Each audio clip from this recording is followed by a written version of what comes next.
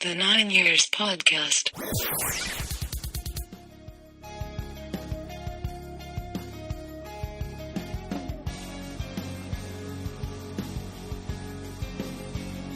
All right, everybody, and welcome to episode 74 of the 9 Years Podcast, the worldwide leader in AFC Wimbledon audio entertainment. I am your host, Nick Draper, joined once again by Stuart Deakins. Stu, how are you this week?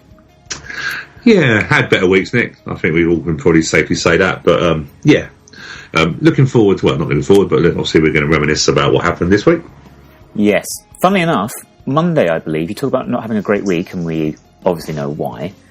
But wasn't Monday considered the most depressing day of the year? They always say this, something like the second working Monday back into the new year, people are feeling a little bit down. I think they even christened it Blue Monday.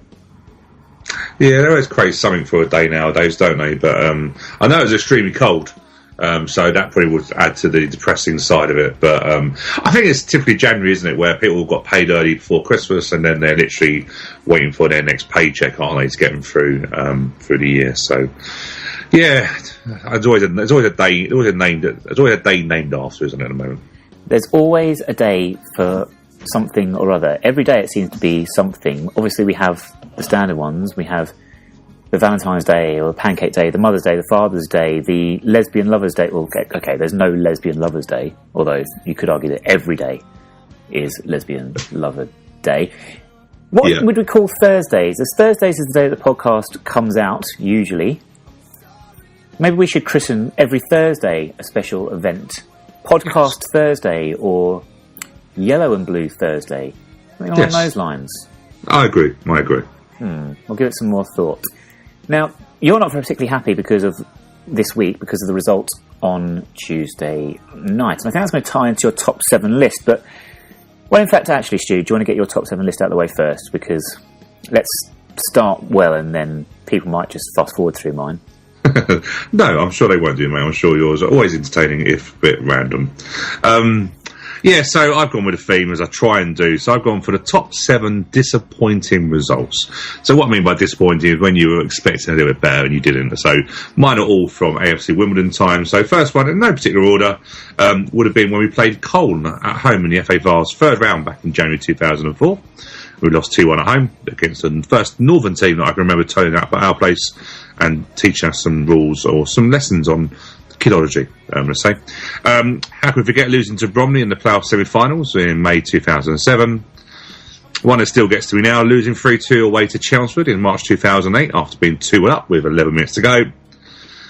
A rain-soaked day at Uxbridge where we lost 2-1 in the FA Trophy second round back in 2008. One that me and Nick will probably remember for we were trying to plan a replay, which didn't happen, was losing 3-2 to Workington.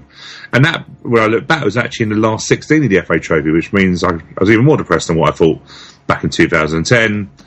And then losing to Crawley again, but this was in the preliminary rounds when we were forced to play a League Cup preliminary rounds when we got promoted. That was back in July 2011. And finally, this still hurts, and I know Nick just about arrived there on time, was losing 6-2 away to Burton back in 2012. Some horrendously disappointing results in that list. Thank you for reminding me of some of those. That's okay. Blimey, that's cheered us up, hasn't it, listeners? Do you know what my most disappointing result was? Go on. My thyroid exam in 2009. Of course. My top 7 list? Go for it. It is my top 7 Glade Airwick scents. Silence says it all. Clean linen and sunny days, sweet pea and lilac, white tea and lily, Aruba wave, cashmere woods, playful paradise, and of course, because we are an AFC Wimbledon podcast, Blue Odyssey. And no more questions. This has nothing to do with the fact I had no idea what to do about 5 minutes before we had to record the show. Spectacularly random might be a very politically correct and nice way of describing referee Chris Sargensen's performance on Tuesday night. And our FA Cup third round replay defeat to Sutton United is going to form basically the entire show this week. I say the replay defeat. We are going to investigate the whole tie of the two legs. I know we spoke about it at length the previous week after the first game at Gander Green Lane. But there is so much to touch on across this tie. It seemed to have everything. It was an FA Cup tie for the ages. We're talking not only artificial pitches and dodgy refereeing decisions, we're talking television schedules, ticketing problems, and views from the terrace. We'll also be looking ahead to the Chesterfield and Gillingham games coming up. Chesterfield game in depth we'll be looking at this week with a Chesterfield fan who will be joining us at the end of the show, Poly on Go, and two-word tango to put us in a good mood, hopefully, as well. The Oxford game, however, seems to have been lost in the shuffle, considering everything that's gone on with our Sutton Odyssey. I've only just chimed in the word Odyssey there because I just said it as part of my top 7 list. I don't think I've ever said that word before in a podcast, but there's a first time for everything. Definitely is. Mm-hmm. The Oxford game, we actually played quite well, Stu. We got a win. We won 2-1. The Oxford Hoodoo is over. We have not only beaten them like we did at their three-sided stadium earlier in the season, but now we've actually completed the double over them. A home win at Kings Meadow. It was a performance, possibly, I could say, that is out of keeping with our form as of late. Yeah, but our home form is just really, well, it's continued through, isn't it? You know, if you take away Bury, because everyone beats Bury, well, most people beat Bury. Obviously not this weekend. They had a bit of a goal feast, didn't they? Played them in a friendly last week with my Year 5 class of 9 and 10-year-olds. We only had 8 players, and we still beat them. Well, it looks like they've obviously learned from that because they've gone and obviously won over the weekend, didn't they? So, with quite a few goals, wasn't it? Vaughan scored 4 or 5 goals from memory. 4, yeah. Yeah. It's really weird. The Oxford, do you know what? I was obviously away this weekend, so I missed Oxford, which a bit gutting. But I had this season I've obviously done no away games, but I've actually, with Oxford, we've done a double, but I've seen the away game and not the home game, which is just totally random. Not really how it normally happens, not this season. But yeah, I was up in Leeds and updates on Twitter, and it just seemed like we absolutely blitzed Oxford, which was pleasing. And also, like we say, the Oxford fans didn't really take it too well to it, Nick, did they? No. And you're quite right, we were by far the better team on the day. However, I must say, there was a quote from Michael Appleton, the Oxford manager, that talked about how well they'd started the game, and there was a little bit of almost a mockery coming from some of our fans upon hearing this. But actually, not only did Oxford take the lead early, up until we equalised with a spectacular strike from Dean Parrott, they did look really on top of us, moving the ball well, pressing us. We were really struggling to get started, and it just was an example of that great cliche that goals change games. Yeah, I think you're right, and it was a spectacular goal, wasn't it? That out of nothing, really. Yeah. Yeah, and unfortunately, or disappointingly, that'd be the word I'm looking for, it's been credited as an own goal, which I always find a little bit disappointing when you have a spectacular strike. The keeper doesn't want it down as an own goal. The midfielder wants it as his goal. So why give it to a goalkeeper, even if it did touch his back, which, from where I was, because I was watching TV. It leads. Yeah, from where I was, I couldn't see clearly. But from obviously on TV, it wasn't conclusive. So why is it being recorded as an own goal? Well, I find that laughable. I'm wondering if sometimes we have the camera, don't we, behind the goal. I've not seen it for a little while. I'm not sure if it was there. But that would be the only view, I'd imagine, that we'd be able to clearly see. My first reaction was that it potentially had bounced out and gone in off the back of the goalkeeper. But from my view, and I was sat down the side for the Oxford game, the spin on the ball didn't seem to be true for it to have actually bounced out and hit the goalkeeper. It seemed to be coming off the bar, and for me, it is inconclusive. I possibly think it went straight in, but I just think, as you say, just give it to Dean Parrott. If he doesn't shoot, there's no goal whatsoever. The goalkeeper doesn't want an own goal. No, it doesn't want an own goal. And Radio WDON is normally where that camera's up there, isn't it? From memory, yes. Or have access to it. So maybe our friends at Radio WDON can dig out that footage and let's give Dean Parrott that goal because he definitely decided with a spectacular strike. Yeah, and I think Dean Parrott was, for me, he was the standout player on Saturday because not only did he score the equaliser that turned the momentum of that game, even at an early stage as it was, he then provided the assist for our winning goal. Sean Kelly with a free header in the penalty area.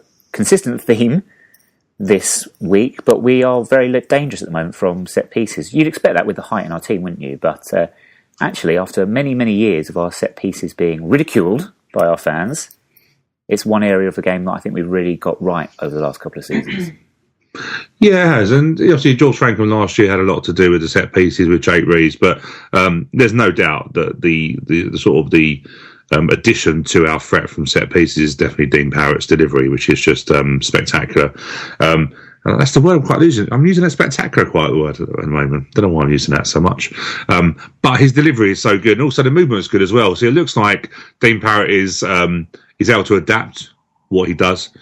Even from corners, even from free kicks. The amount of times I think we've been found out a little bit. So we probably have to put it to a back burner for a while. But the free kick where we reverse it over the wall, where we think we're going to take a shot, and then Elliot comes in on the back stick. So I think we're a bit better. Maybe Dean Parrott's got the intelligence, would that be right, to vary it, and the movement's always good from the players. So at the moment we tend to look dangerous and from set pieces, which is always good, because the way we play, we do tend to get quite a lot of corners because of obviously playing into Elliot or the wide men. We do tend to force teams to knock it off for a corner and so forth, and then we put them under pressure from that. So quite pleased with our set piece return this year. We started that game 4-3-3. Sean Kelly filling in for Jonathan Mees at left back, but then the Ballman, Reeves, Parrott combination midfield, Elliot, Lyle Taylor and Don Polion as the three most forward players. We are struggling for options though, would you not agree? Because that's the lineup we had to go into Tuesday night's game as well with. And with the injuries, George Frankham injured, Andy Bartram injured, we look a little bit short of options. We don't really have much else to go with, do we, at the moment? And is this going to cause us a problem if we don't bolster our options? Well, it will do when we fast forward to the Sutton game, because I think we've lost a few players picked in that particular area. So yes, I think it has caused a problem. Obviously Tom Beer was withdrawn from the squad. I think he has some sort of problem, didn't he? And Dan Gallagher was promoted into the bench, but. We do look a little bit. I don't know whether the bench at the moment. We went from a stage of having a bench that looked quite strong and players that could maybe get into the first team, but it's a bit of a muchness at the moment. Look at the bench for Oxford. We had Weltdale, who from all accounts wasn't 100% fit and probably wouldn't have played much of a game. Barnett always there, McDonald goalkeeper. Dan Gallagher been out on loan back in 21s. Alfie Egan, who basically must have splinters at the moment. Owens, who's obviously a left back cover, and Robertson. So two of those players are defenders. One's a goalkeeper. Before you know it, there's not an awful lot. I wouldn't, no disrespect to Dan Gallagher, man, but he's probably not going to. He just, he made the 18-man squad, so he was a spare man for any replacements. But you're not going to go with him. So I think we are, and he's already hinted, hasn't he, Nuardi, that the midfield area is where if he's looking, he's going to look. You do wonder, obviously, again, we can go to Sun in a minute, but you do wonder with the cash that we were potentially was on offer, whether that now has scooped anything we were going to look at in the window. We don't know. You mentioned Chris Weltdale there. Have you seen his miss from all of 2 yards out? Yeah, I have seen it, and Chris Weltdale's got a decent record with his head, goal-wise. He obviously trusts it too much more on his feet, which always concerns me. I don't know, just maybe giving him a bit of credit. Does the ball die late? And then he sort of in one of those two minds of it's a header, but then by the time it hits him, it's not a header. But even still, if he volleys that, he can still volley that realistically chest high if it doesn't drop so much, doesn't it? So, it would have, from my understanding, it would have really the scoreline would have probably matched the dominance we had if we had put that third away at least. Yeah, missed chances was the story of the second half. Not only missed chances, but passing up the opportunity when we were placed to just have a shot at goal. We seem reluctant at times, but that was a gilt-edged chance that Chris somehow managed to fluff. And you've mentioned the Sutton United game. We will get onto this very shortly. Let's just tidy up this Oxford game. Fine victory, lots of man-of-the-match candidates. Very, very difficult decision.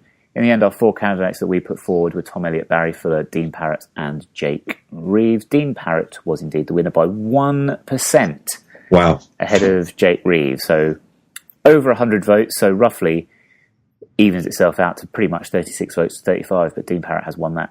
Barry Fuller 9%, sadly. Tom Elliott 20%, fifth of the vote. A few mentions for Sean Kelly, the match-winning goal scorer. Did have a very, very good game. Everyone had a very, very good game. He had possibly Sean Kelly's best game for us. Didn't really do anything wrong. Perhaps not as spectacular, though, perhaps. As the others on our list there, Jake Reeves actually was outstanding as well, but Dean Parrott clinched it with his goal and his assist. He was certainly the star performer for me, and I'm sure for several others, on Tuesday night against Sutton United. And Stu, there's so much to talk about this fixture from the first game as well. I know you've mentioned it before, but so many things to talk about. I think the big thing we're going to start with has to be the red card, the sending off for Paul Robinson, or, according to the BBC commentator, if you watch their highlights, Jamie Collins.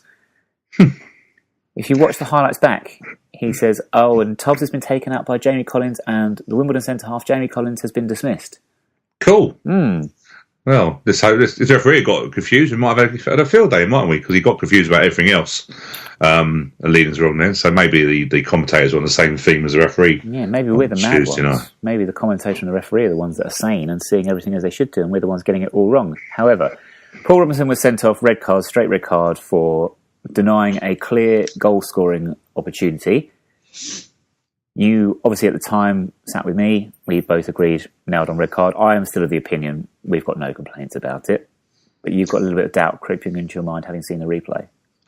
Yeah, and when we were there, I called, you and I both looked at each other, like, okay, we're in trouble here. We both knew from how we acted that we were fearing that red card, and it didn't take long to appear from the referee's pocket, did it? I'll just stop you there, actually, because before we get onto the whys and wherefores of the actual foul and what have you, not only did we think as soon as the foul was committed there was a possibility, instinct is because of that position it's a red card, but then the referee's running over and his hand's already in his top pocket. So his decision, as you say, he's given himself no time to think, which is not a great thing, if I'm being honest. Always give yourself, even if it's the clearest cut decision, I always think just give yourself a few seconds to properly evaluate it. But anyway, sorry to interrupt, as you were saying. No, you were spot on. I think I don't disagree it's a red card. I really don't. And if it was against us, I'd have gone red card. What I would suggest, though, and it's something that I've been obviously telling guest books about, is that in the first game we had a contentious penalty decision that was, when it was discussed, was said, it was a massive decision to make at that time of the game, and it was given the airside of caution. Well, then that to me says also this was a massive call, 15 minutes into a cup tie, which is a massive cup tie for both teams, and the referee made a decision very quickly. And I don't know. He did run. I've got two thoughts on this. I did see. I don't know whether he actually got confused what pocket his red card was in, because if you look at it, he goes for one pocket and searches around, or whether at that time, whilst he was searching for his yellow card, that what I would expect would be the linesman is on the far side to basically be able to go clear goal score opportunity, red card, because they can have that say, depending on some referees want that input from linesmen or assistant referees, they're called now. But I do know from speaking, well, I think generally when you listen about referees, some referees will say, you make decisions about offside, throw-ons, I'll make decisions about such and such. But you do wonder whether the linesman's gone, yes, clean through, would have got their clear goal score opportunity to change his mind, or just generally he just can't remember what his red cards are. The referee's never going to... Unfortunately, what sometimes the frustration is, the referees never clarify why they made a decision or how they made a decision, do they? They're the ones that can never be spoken to, as we know. But it was I just thought a big decision, 15 minutes. Was it so clear? Darius Charles was level. The ball was running through to James Shea. I just think there's a lot of ifs and doubts to maybe give us a benefit of doubt for such a big decision. I think you're right in what you say, though. Had that been at the other end and a red card not been given, I think we've all been screaming and still asking the question as to why it wasn't given. My instinct at the time, other than seeing it in real time, my memories were that Matt Tubbs was actually closer to goal than he was, although there wasn't a great difference in the two. I thought he was right on the edge of the box as he went through. But Darius, I know Darius is there, but I still think looking at it, he's in on goal. And it is a clear goal-scoring opportunity for him. And Paul Robinson, there's no doubt Paul Robinson's put his arm out and taken him down. Matt Tubbs doesn't need, as I said at the time, a lot of encouragement to fall to the floor.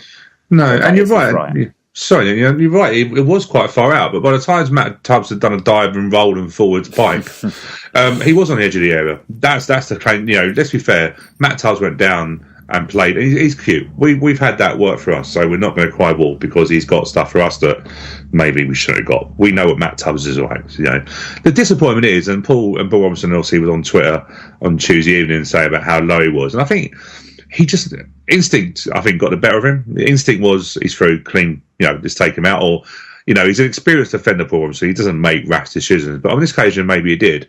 Of course, if he had 5 seconds to think about it, he'd have realised it's Matt Tubbs and gone, you go through, mate, because you've got more chance of missing and me sending you off. But he's done it on instinct, and has changed the game massively. But one other disappointing thing I would say, and it's one thing I don't like seeing, is their players clapping and applauding the referee for making a decision. Don't like that. Let the referee make a decision.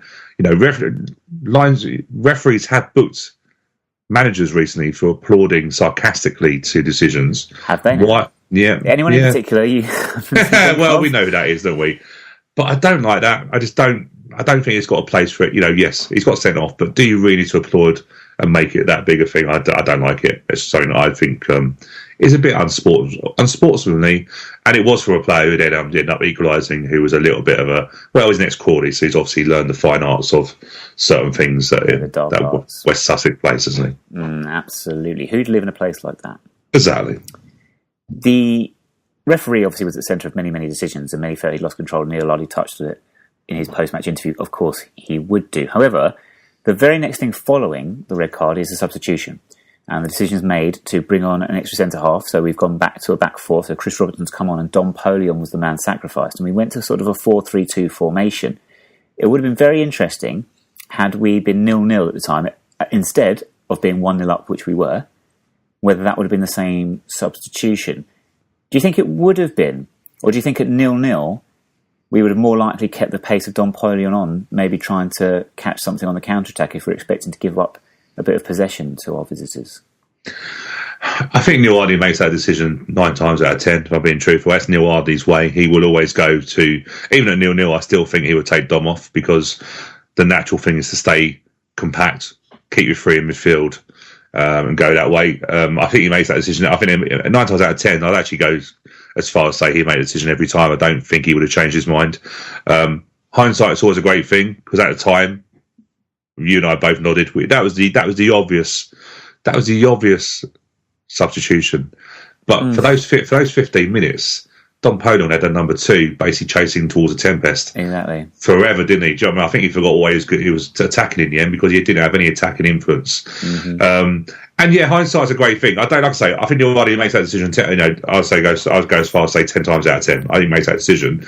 However, in hindsight, which we all have, and Neil Ardley didn't have that at the time, it did take away our attacking threat. And if we'd gone, I said to you maybe, what about if we'd gone 3-3-3? Would that have made, it's all ifs and buts, as Neil Ardley said, if it had been 11 against 11, what would have happened? I still wonder if my feeling at the time was, aside from taking Dom off, taking one of the 3 midfielders off, one of Danny Bourne, Jake Roos, Dean Parrott, possibly Danny Bourne was one to drop out. Easy to say now, as we said, and just going with 2 banks of 4 instead, and then Dom Polion wide, Lyle Taylor wide, and they can not only help out defensively when we need to, but then they've got the legs to get forward. But anyways, all ifs, buts and maybes, as you say, is the problem that Neil Ardley, and it's very difficult to be critical of Neil Ardley considering his record with us, but if we do have wrong criticism, is he too reserved? And his first instinct is to go on the back foot and think about worrying about what the opposition are going to do to us or could do to us. Exemplified by that substitution, exemplified by our attitude, which did sort of pervade through the club, if we're being honest. And again, hindsight is great. But going back to the first tie and talking about the artificial surface and the problems it causes, Eric Samuelson on TV during the 4th round draw even says, we struggled and it was a leveller having the plastic pitch, but now we've got the replay back at ours and it's going to be a different story. Do you think everyone had it in their mind that getting through without losing the away leg, getting a replay, pretty much sealed us our passage through, because we expected to be able to beat them on grass, knowing as well that their away record is very poor? Maybe, yeah, it was. We did make a lot, didn't we, about their pitch, and I still stand by it. But we're a professional team, and should we make it so clear that we're in fear of of them. Should we make a? Let's be honest about this. We are a League One team having an excellent season, sitting healthily in the league with a good away record. Was up until we played Peterborough, but a handy away record against a conference team who's the first season in conference. I accept the fact you go away from home because you've got a full house. They've got the advantage with the pitch. There's no doubt about that. And they have the home advantage. Of course they do, the expectation. But once you get them back to our place, I was a little bit disappointed. I think, you and I were quite bullish. We're going, we should win this by a couple. It's not being disrespectful to say we are the home team, we are the League One team. I expect us to go through, really get through the team, we're favourites, let's play like favourites, because that's what you should do. I think after 15 minutes, before the sending off, once we got the first, I was very much a case of, if we get the second, this game's dead. And I think we do. Yeah. I think we do. It doesn't matter, it also all this and buts, and we can go, we didn't get players sent off and we'd have won the game. Hey, we made a wrong call. Our defender got sent off accordingly, and that's the way it is. That's the game. You can't say it's all about luck, because that was a factual decision that was made by a referee. But in terms of making the change, the game, the first half, and that's why I think we're all going about hindsight. Should we have kept playing on? Because actually, Sutton didn't make their man difference count in that. They were very happy, weren't they, just to set up shop really and frustrate us. Yeah. And I think our best chance to get a second probably was in that first half. But that's again, he hasn't got a crystal ball to know that's how, because Dean Parrott goes through, probably could take a shot, squares it. But we had a lot of territorial position. I think Sutton didn't really know. Sutton weren't confident enough to break us down through the middle. They wanted to go long, and that fell into our hands in that way. It was only really when Doswell got him in at half time and changed the shape that actually we struggled, and they come out really fired up, and we come out a little bit like, let's see if we can get past the first 5 or 10 minutes. And in the end, it was like waiting for a bus, and all of a sudden they all come at once, and you're in trouble, innit? Yeah, and you can't lift yourself, especially as we've mentioned there. The lack of options in our squad definitely causes problems. We were shattered at the end there. Obviously, going down to 10 men doesn't help. But in that final 20, 25 minutes, legs were gone. How Dean Parrott was still moving at that point, I'm not sure he'd run himself into the ground. He hadn't been helped by a couple of very hefty challenges that went unpunished. Although I do think, to be fair, I can't believe I'm going to be fair to this referee. He did actually book the Sutton player for one of those challenges. However, he didn't even give a free kick for the other. And he didn't give a free kick for, I think it was Craig Eastman in the end, who was guilty of the assault on Lyle Taylor, the crack from which we heard from the other side of the pitch where we were sat. It was the worst of a number of poor decisions by a referee who clearly seemed to have lost control of this fixture. A friendly derby that by the end of it was anything but. And I think Neil Ali's comments afterwards, wishing Sutton well in the next round, were the right thing to say, but very understated, really, and the only comment of any warmth between the two clubs publicly, considering everything that was said before. Yeah, but Joe, I think it's interesting saying lose control. I think the only thing that the referee lost control of was being able to point in our direction for a free kick. I don't think he lost control in terms. I don't think he lost control in terms of it being a war, because we can't. We know our code of conduct at the club is you should not change a decision, you should not berate referees, you should not do all that sort of stuff. We all know that, do you know what I mean? So we don't get involved in doing late challenges or the niggly stuff, or unless Lyle forgets that he's had that chat before and goes back to, but we haven't got the niggly players. But I think Sutton were just allowed to get away with things, and I don't think that's any fault of their own. I really don't. It's a cup tie, so you should be going for these 50-50 challenges. You should be going for these lost causes, because to win these types of games, Sutton had to play well above themselves, and they had to outbattle us. But what you expect is a referee to call it fairly, and I don't believe he did. I think he gave 50-50s, he gave drop balls, he gave some unbelievable decision. It just seemed any time there was a 50-50, or actually not even someone's 50-50s, he just didn't seem to want to give us a free kick. And in the end, it just we kept inviting pressure. I think we become a little bit disillusioned, and Neil Hardy said he's never seen the players so aggrieved at decisions. And I think in the end, sometimes when you get a team wound up by it, you make decisions not with a cool head. But yeah, I don't blame Sutton for doing what they've done, because that's what they had to do. I blame the referee for not. And that foul on Lyle Taylor, I think, has probably meant we're going to lose Lyle Taylor for, hopefully it's not too long, but it was really hobbling, and that was a horrible challenge. And don't forget, he was the one that fouled. Yeah. I mean, an incredible decision. We're sat there watching it. I'm screaming for a red card, and I'm not even thinking about the fact the free kick's not been given, because I've just automatically assumed that he's blown up. Yeah. And it's only a few seconds later when you realise we're still playing football here. What's going on? Why is this player not been sent off already? Yeah. Ridiculous decision. But do you think, you talk about mentality there, we certainly noticed it. Things going against us, we're down to 10 men, we're tired, heavy-legged, pitch isn't great if we're being honest, and it's a midweek game, we've had a busy schedule over the last couple of weeks. We do noticeably drop a lot deeper, and it's taken us longer and longer to push out when Sutton starts to put balls in our box and what have you. And I suppose the pressure counts in the end.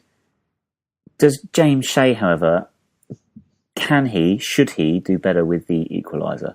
From where we were sat, it seemed very central, almost like he should be able to push that one away.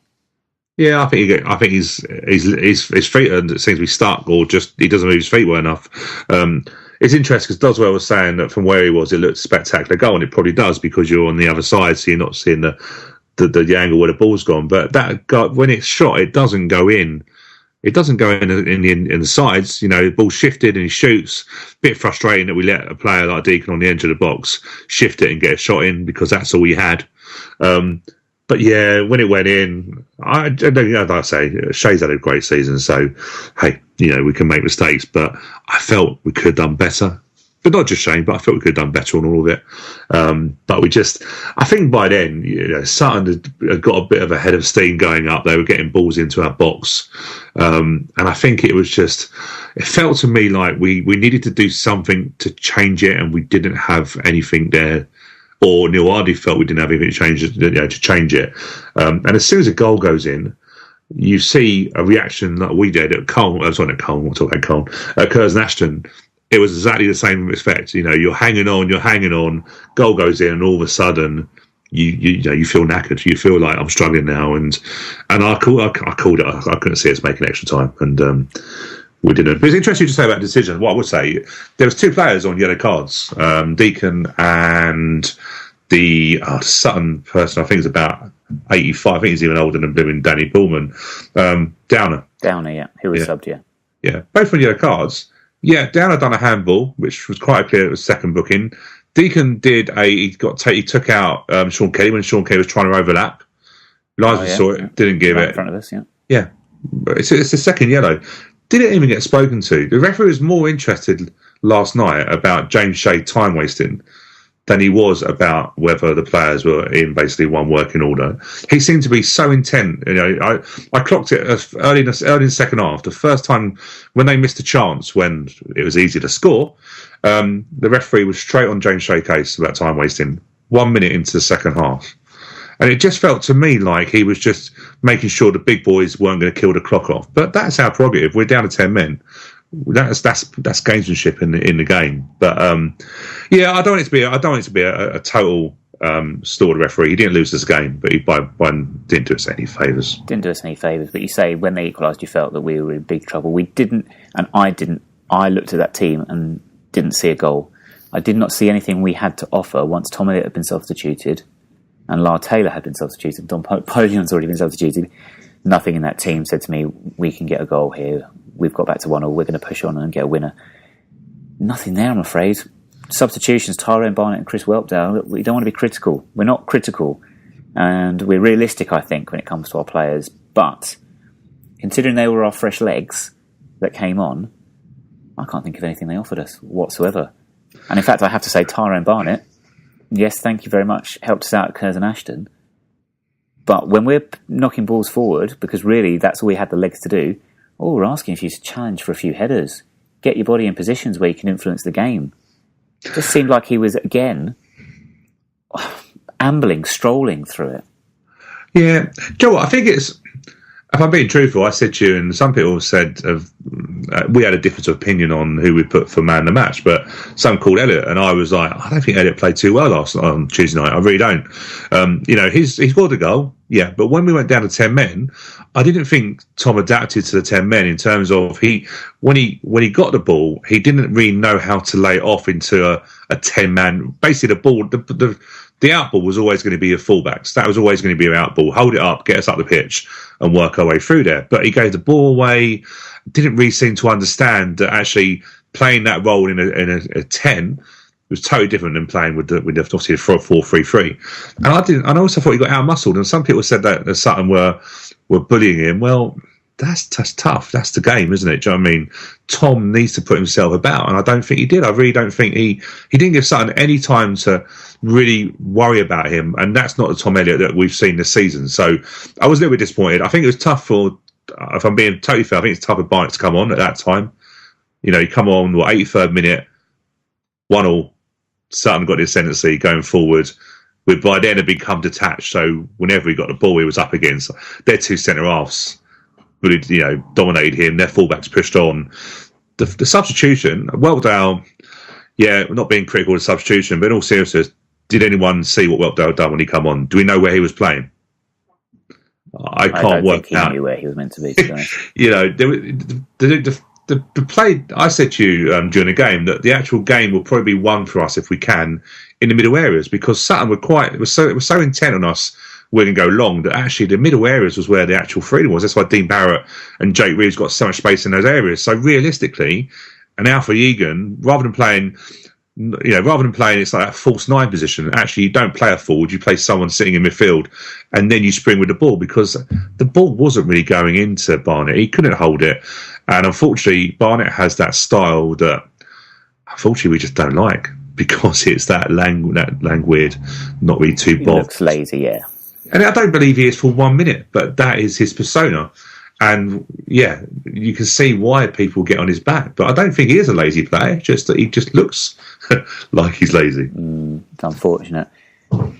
It looked very lazy defending for Sutton's second goal, and essentially their winning goal. Almost slow motion watching it at the time, where they seem to just easily pick a way through our back line. I think we are guilty of perhaps standing off a little bit. Point perhaps proved that a fear of perhaps challenging or tackling in those areas, given what had gone before with the referee during the game. But then as the ball comes across, I think we've got two players that are guilty of switching off and not following their man and allowing him a tap in. Yeah. Do you know what? I've had some friends at work who watched the goal and they couldn't believe that was technically a winner for an FA Cup game. They just looked at me and went, is that how you lost the game? And you can't really argue. You've basically lost the game to a tap in from a couple of yards. I think it was just. I think you have to look at the goal on what actually has happened. Then we were gone. Then we were mentally. I think we were gone. We didn't go with a runner. Deacon at that time was literally. Let's be fair. He didn't like. I don't know what molds he was wearing or whether he forgot to put anything on his feet, but he didn't want to stay on his feet too much, did he? So I think we are scared to get a tackle in, and before we know it, he's in the area. We've overcommitted, and in the end, Sean Kelly's not gone with a runner and just let a free tap him. But I think we were just gone. I don't really think that we were going to win the game or do anything extra time, if I'm being truthful. And it looks a poor goal, but I just think it's a mentally tired team that have just been basically beaten up by Sutton in the end mentally, and just felt a bit sorry for themselves. That's how I saw that last goal. Yeah, and to be honest, I would rather have lost that game in the fashion we did than go through the extra time rigmarole, because, as you say, that team wouldn't have got through extra time. We had no substitutions left. We'd have probably lost it anyway. Our legs had gone. I didn't see a goal coming. Finish it in normal time and let's have a little bit of a rest. 30 minutes less football have to play before another tough week with another midweek game coming up in the league. We will say fair play to Sutton at the end of all of this. They do finally have their live TV game that their manager was calling for, Leeds United, in the next round. I wonder if they'll be doing a ballot for tickets to Gander Green Lane. Interesting ticket situation throughout this tie. In the end, all's well that ends well on that score, as far as we know. But it seemed like we caused a lot of work for ourselves as a club during this time, and I'm not sure next time we have a situation like this, we can perhaps conduct ourselves in the same way. Sutton United, selling tickets for the replay, by the way, correct me if I'm wrong here, Stu, made an announcement in terms of if you are a sponsor, supporters club member, there were a couple of other positions you could have held within the club before season ticket holder. You had a period to buy tickets. Then after that period had finished, season ticket holders could come and see what they could get their hands on. Were we guilty of being a little less transparent as Sutton with our ballot, of which we still don't know how many tickets officially we had and how many tickets officially went or were available in the ballot after other people had been sorted out. Not that I have a problem at all with the way the club did that, by the way, but there's no harm, I don't think, in coming out and saying that that was the case. Yeah, Sutton were honest about what they've done. And interesting, because I don't believe season holders should go into the second lot of second lot of tickets. They sold, I think, an hour and a half. They sold to owners, sponsors, ex-players, all that sort of thing. And then the second part, when they would then be what's left, since it's hold. I know I had a friend, and the funny thing is, this game, ticket-wise, this will make you laugh, but you actually had a better ticket. You actually had a better chance to get a ticket in the home end on both games than you did at the away end. Mm-hmm. True. And that's what it worked out in the end. Which you mean madness. For away fans? You mean? Yeah. So if you're an away fan, you had a better chance and more successful chance of getting a ticket in the actual home end for that game than you did for your away end. And I say that it's kind of, and Sutton proved it again last night. We did soft segregation, which we can do quite easy. We've shown that in the conference dates. But there was a good 1,000, I would hazard a guess, 1,200 maybe last night from Sutton. Yeah, 1,000. Yeah, roughly, I think. Yeah, and I know a lot of my mates who, because they play Sunday football, couldn't go at that time that Sutton announced, and went, "I'm just going. Yours on general sale. I'll get a ticket in your end." And it does seem, I know it was billed as the friendly derby and stuff like that, and it went away with no trouble, which is a credit to all sets of fans. And I don't even really think there was any chance of any trouble from what I saw. I might be wrong, but I think it went away. I think it was stewarded very well. I just think the tickets, we could have been a bit more transparent. And in a way, I'm hoping, obviously the Football Club Board are not answerable to the Don's Trust Board, but the Don's Trust Board can ask certain questions. And I'd hope at some point the Don's Trust Board, maybe when they have their meetings with the Football Club Board, do ask the question, can we know what happened with these tickets? Because not that the Football Club Board are answerable at all, but I haven't personally, but I probably will in next week, is probably write to the Don's Trust Board and just ask, can we clear up what happened with that? Because there's a lot of confusion, and can we learn from it? Because I think that's what it is. It's not having a go at the club. It's just going, can we learn from it if we get this situation again? Yeah, because there was a little bit of angst caused. And you're right, there was no trouble in this friendly derby, which became a little less friendly as time wore on. However, tensions were running very high during that game. It does make me wonder, and as a little sneak preview, I think, when you look at some of the ire that was coming from the stands for a game against Sutton United, by the way, what life is going to be like at Kingsmeadow when Charlton visit and their manager takes his place in the dugout, and then when Milton Keynes make their arrival. It's going to be interesting times. We're going to have to need a very, very strong referee for the visit of that Buckinghamshire club. And what I would say, actually, it's something about the atmosphere now. I had a couple of friends who are Sutton United season ticket holders, not through, they're local to Sutton, but they go because it's a cheap season ticket, and I think that's what you should do. I think because you support your local club if you can do. But they both texted me after the game and said, I'm glad we had that referee. Where's he from? Can we have him most weeks? I don't think they were joking. They thought they got the better decisions quite easily, which was nice in a way to know we're still out. But hey, but they actually said they loved the atmosphere at our club. They loved the way they were looked after, and they want to come back for the Charlton game. They said they loved it, and they absolutely loved it. So my mate actually did say to me, Andy, you've got a great club there. I don't think that was alcohol talking too much, but it was a really nice.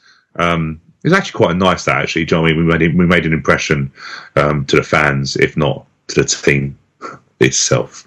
Yes, very, very true. And as we said, good luck on TV in the next round. You'll be joined live on television for the 857th consecutive FA Cup tie of Manchester United, who, for some bizarre reason, having Bolton lost, that sentence makes no grammatical sense whatsoever. Bolton, having lost their replay to Crystal Palace, means that their potential tie at home to Manchester City in the fourth round would have been on TV had Bolton got through. But now that Crystal Palace have gone through, that game will not be live on TV, and instead, Manchester United versus Wigan is going to be a live fixture. I know. Ridiculous now. I mean, Yeah. Man United Reading, as soon as it came out, everyone was kind of thinking, that game's got no right to be on TV. But you knew that TV companies would go, oh, we can get away with it because Jaap Stam's the manager of Reading and there's a bit of a link there.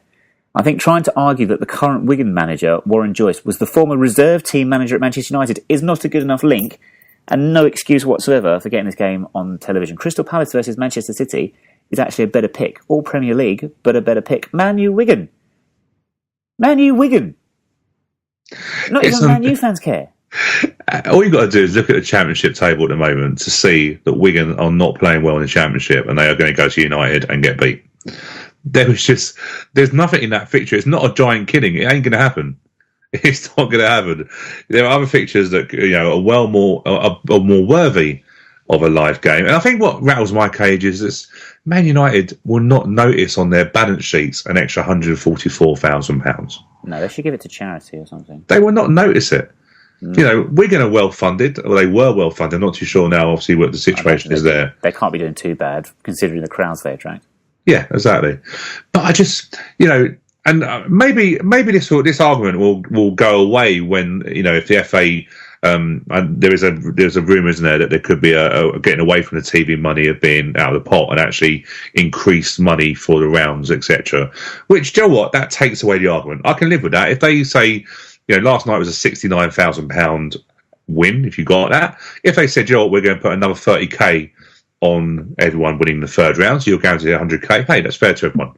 And it isn't a lottery of whether you get a great draw, whether the TV's going to pick you or not, because it is a lottery, isn't it? No one really knows who's going to get them. And let's be honest with ourselves, we've been more than fortunate at getting live games on the FA Cup, purely because of our story and against certain teams that we've drawn, Liverpool, franchise, etc., etc. But it is a little bit of a lottery, and I just think, 144 grand, United are not going to really notice that. Increase the prize money, get away from this lottery of TV money, and it might actually be a bit better. And Lincoln City host Brighton and Hove Albion in round 4, and if the TV companies could have done some weird fixture arrangement that allowed the Palace Man City game to be taken off TV and replaced by Man U Wigan, I'm sure they could come up with a way to get Man U off TV and Lincoln Brighton on, because that is far more entertaining and far more representative of the magic of the FA Cup than the other fixture. But that's probably enough moaning for now. Should we try and lighten the mood? We're running very, very late, but sounding great, as always. Should we lighten the mood with a 2-word tango? Yeah, let's go for it. What do we want to do? Do we want to do FA... can we do FA Cup goal scorers if we remember them? I don't know if I'd be able to tell you if you're right or wrong on some of those, to be honest. Bit of a tricky one. Go and say it again. Sorry, I was not concentrating. You weren't listening. Great. That were your words, yeah. Yeah, we're recording, right? Okay. Yeah. Do you know what? No, we can't do FA Cup goal scorers. There we go. So what I will do is say, perhaps we go for... How about FA Cup opponents we have had in our time as AFC Wimbledon? That's an interesting one. Okay. Yeah. Very simple one to begin with. Do you want to go first? I can only think of a couple, so yeah, let's go for it. Well, we've had 3 this season alone, Stu. So oh yeah, of course. There we go. There we go. Right, you can start. Let's go. Gotta listen out for this guy. It's a famous name, but don't fly. Something like Sebastian Coe. Celebrity 2-word tango. Sutton United. Curzon Ashton. Coventry City. Bury. Millwall. Wycombe Wanderers. Liverpool. Ashford Town Kent. I don't know. Dear me. Stevenage. Milton Keynes. I don't want to. I don't want to mention them. Thurrock. Yeah, I forgot about them. Maidstone United. I've got loads. Okay. Horsham. Okay. I could keep going. Damn. We might have to take this game on the road.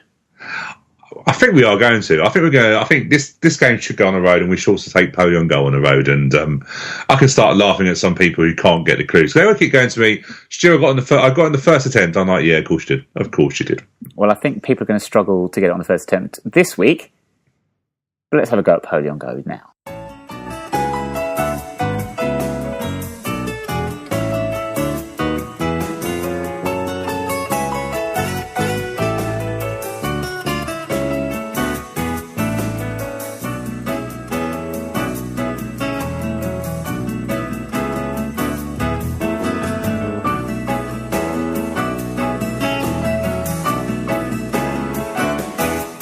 Okay, a fairly cryptic clue then to begin this week. It is cryptic. There's something in there that's fairly straightforward. Anyway, I'm waffling. Let's get on with it. Clue 1. Don Polion has travelled this week to a ground that has been in redevelopment since 2001, and he thinks it is making good progress. It's been in redevelopment since 2001. Oh, what ground keeps on changing? I can't. No, I haven't got a clue. Okay, well, he is walking from the station, about a 20-minute walk from the nearest train station. Remember, to a stadium that is making good progress.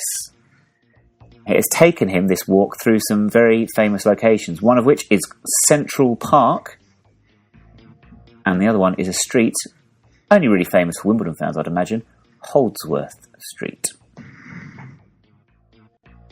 I haven't got a clue. Holdsworth Street.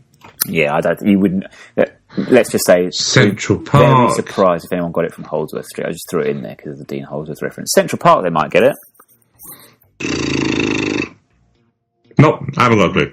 I think the third clue is going to help you out massively. Right, the main stand is the only remaining remnant of the old stadium, okay? That was built in 1952. Half of it, at the moment, cannot be used by spectators, however. Aha. The only ground I can think... I know you can get there. I know you're going to get there. I can sense it. I was going to say Wrexham, but I was actually thinking their ACNs are condemned because they're so old. And they're not in the football league. No, they're not. They're in the Welsh. No, of course not the Welsh league, of course. I've got a feeling it is our old friends from the playoff final in Plymouth. And their ground is called... Home Park. Well done. There we go. Fantastic. Didn't even have to use the anagram clue this week. I love that ground, to be honest with you. It's that old stand is classic, isn't it? It's a proper old stand. I do enjoy it. I've been to Plymouth many, many times. I've only actually seen Wimbledon play there twice, I think. I've been to the ground several times. Was there this season, actually. So they play Mansfield. But yes, charming ground they have got there. And I believe that they are soon to finish off the stadium. They're finally going to get round to doing that, getting rid of that old stand, which would be a shame, but there you go. They should made to keep it. They should, well, yeah, but I think they need actually the space, don't they? Probably. Make it fully enclosed. Ham poker was the anagram clue for anyone interested. I probably wouldn't got on that, to be honest with you, but yes. Time to look ahead then to our upcoming fixtures, starting with the trip to Chesterfield on Saturday. For this, we have been joined by Spirite's season ticket holder, Scott Forward. Scott, how you doing? All right, thank you. Big changes at Chesterfield recently. Danny Wilson was given the boot after a difficult start to the season. Gary Caldwell's come in. What are your thoughts on the change in managership at your club? It had to happen. The tactics was very poor. We was getting more and more defensive, and the strike ratio just went down rapidly, and the fans were just getting so annoyed with him. He was showing no passion on the touchline or anything, and we just felt that all he was doing was picking his favourite players on the side. So for Gary to come in, really pleased with the appointment. We what Gary did last season. I know that he had a lot of money to spend by Wigan and everything, but when they came to our place and when we saw him at their place as well, they were very impressive. He has a very, very good track record. Now, obviously, Danny Wilson paid with his job there. Going into the season, you actually started the very, very early start of the season. Part of the season, you started quite well, and then results started to slide from there. But what were your expectations going into the season? Clearly, where are you now? Third from bottom is not where you want to be or expect to be. No, not at all. What were your aspirations going in? Mid-table. Top part of mid-table. And you think I would have been happy with that. But we've had a lot of injuries. Main key players getting injured, which is down to fitness, I think, more than a lot of things. Mm-hmm. We lost what we call as homegrown fitness guy for one of Dean Saunders' men. And we've never looked as fit since we lost him. And the injuries that's been picking up, I mean, the squad's depleted at times, which is why we had to go into loan market as well. Yeah, so I've seen in terms of loan market, you've got your goalkeeper's on loan at the moment, isn't he? You've got a goalkeeper from Liverpool, because Tommy Lee, who's I was thinking when I was looking through just generally, Tommy Lee always just stand out for me. He seemed like he'd been there forever, and he is. He's your longest serving player, isn't he? But he's out all season. Is that right? It's looking like it's going to be out all season. Yeah, he's had a shoulder operation, and he's struggling to get back to fitness with that. Has that made a big difference for you in terms of that experience, or how has the goalkeeper done for you from Liverpool? Ryan Fulton, the defence don't seem to have no confidence in him. The fans don't seem to have no confidence in him. I know he's only a young lad and everything, but you'd think coming from Liverpool he would have some sort of pedigree as a goalkeeper, and he just don't seem to have it. So obviously bringing in Gary Caldwell, I think if I'm looking through his reason, I actually forgot he was so young. One of the early 30s, 34, I think. 34, isn't he? Yeah, 34. So obviously he hasn't had loads of managerial experience. So obviously when he was at Wigan, and like you said, he had a bit of money there. Obviously Wigan got a bit of money. So is it a case now that the fans are thinking actually, what's your youth setup like at Chesterfield? Is it a case of can he bring players through or through his contacts? Is that the hope that you brought someone in who's looking for the future? He's been brought in.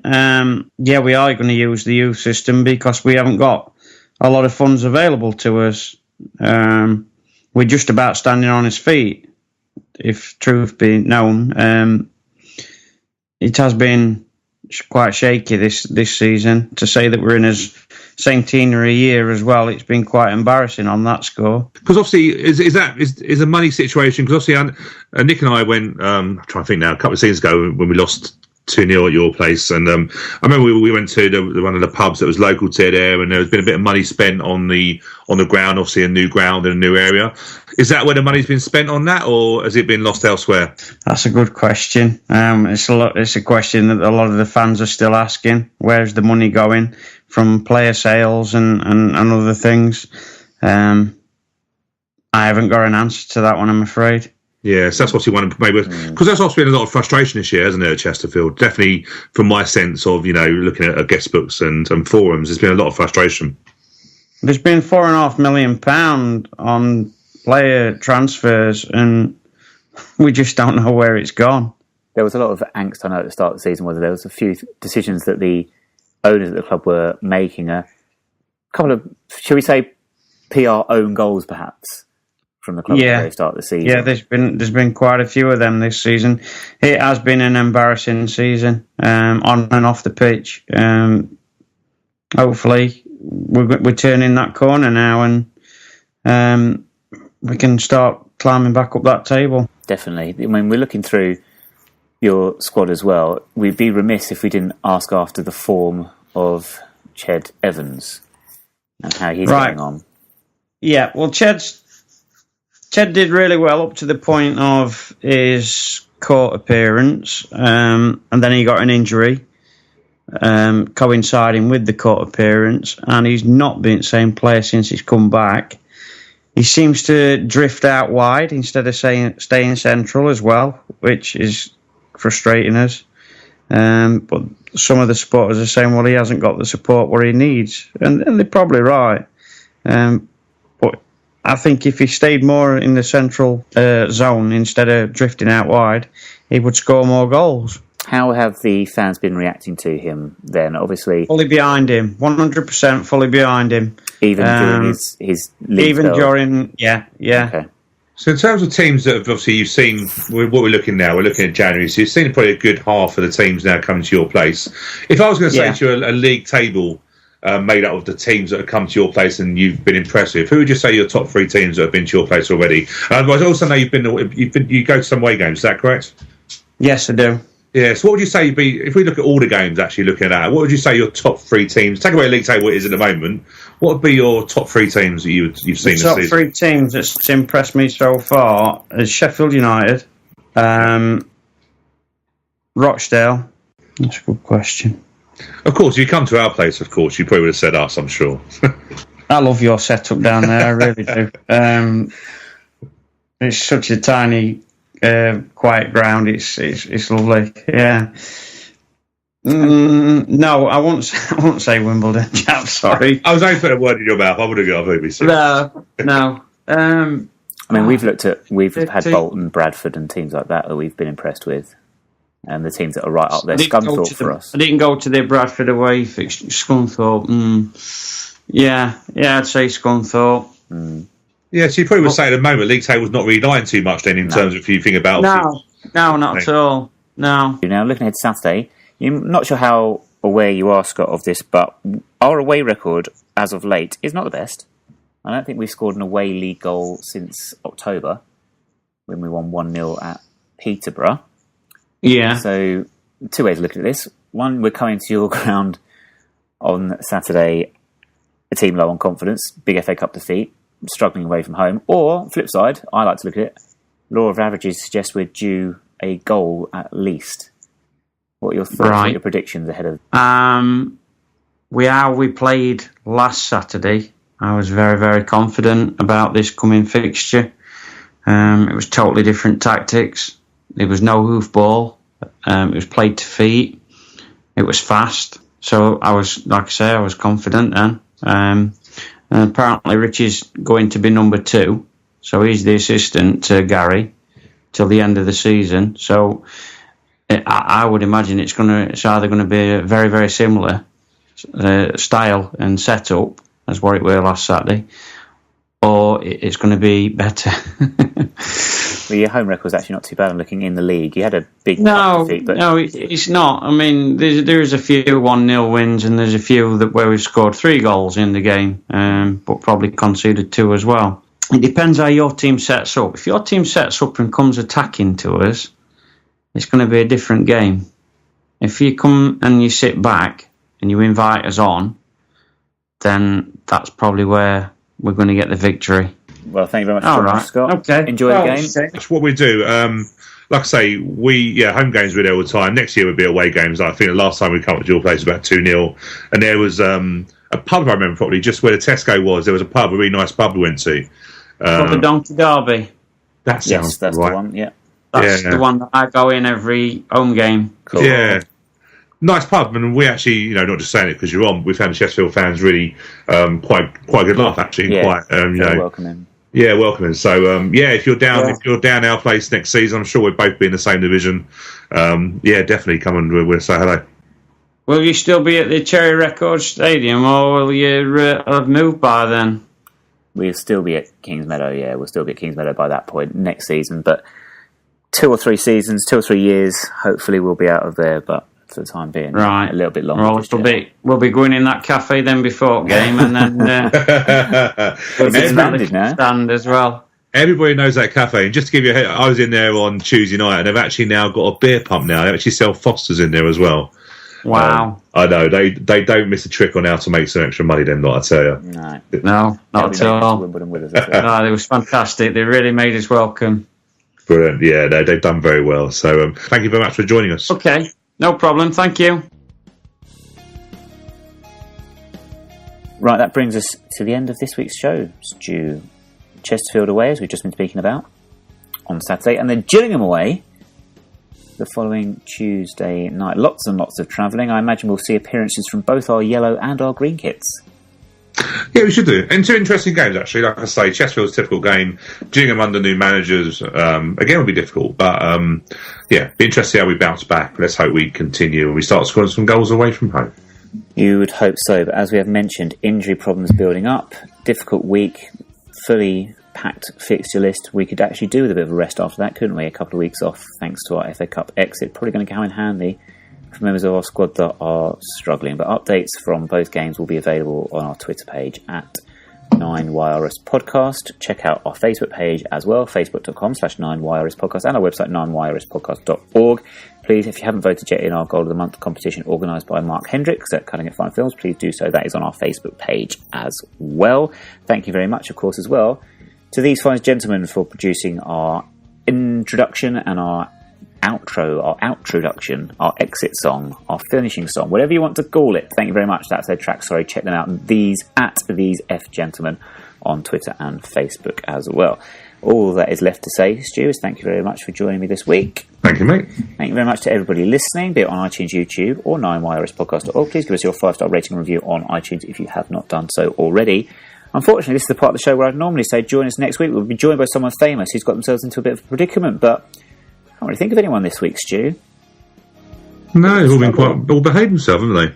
Maybe we'll be joined by Donald Trump because he'd have been inaugurated by this time next week, won't he? He should be.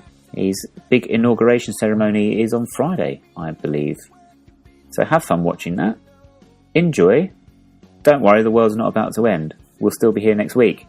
That's a good thing or a bad thing, depending on how you look at it. We'll see you then.